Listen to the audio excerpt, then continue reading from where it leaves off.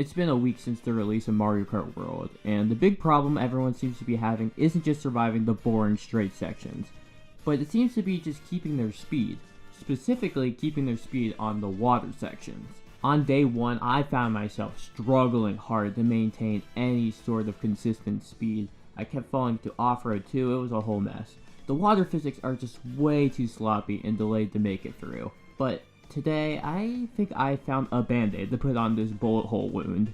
It's a mechanic a lot of us are ignoring besides the occasional shortcut. It's the charge trick. Now, originally I meant for this video to explain how amazing this trick is to use in the water. However, in almost all circumstances, it's really not. But I think I found something quite nice for one of the hardest courses in the game.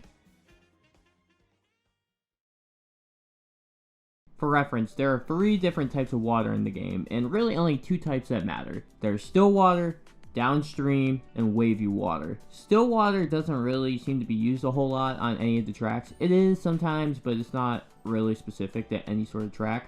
However, the other 2 are used a whole bunch. Now again, the trick we're going to be using is a charge trick. Simply by pressing the right bumper without holding any direction, you begin to charge up a miniature hot boost.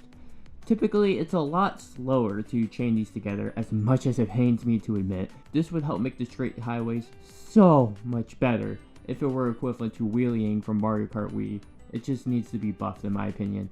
But anyways, in the water, using one of these can be life-saving. In the downstream tracks, these also aren't that useful as you can see here. You lose a ton of time when you go airborne, and the boost afterwards isn't anywhere near enough to make up for it. You're going downstream for a reason. To go airborne, going downstream is being stupid. However, in the waves, it's a bit of a different story. Using a charge trick in the water puts your car slightly under the water, allowing you to trick.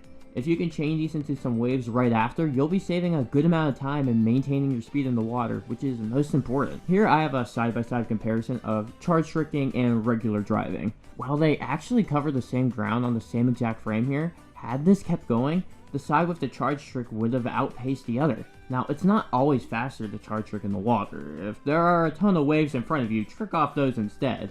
But if you are in a calm part of the sea, pull off a charge trick and chain it into an upcoming wave.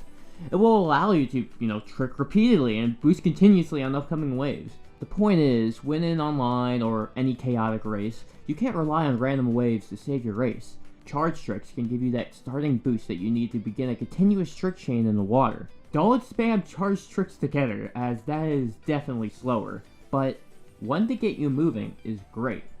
Anyways, that's all I got. Typically, this isn't my style of video. I'm not exactly a trick hunter or any sort of expertise on Mario Kart, but I love playing the game, and this one seems just as lovely as the others, if not more so.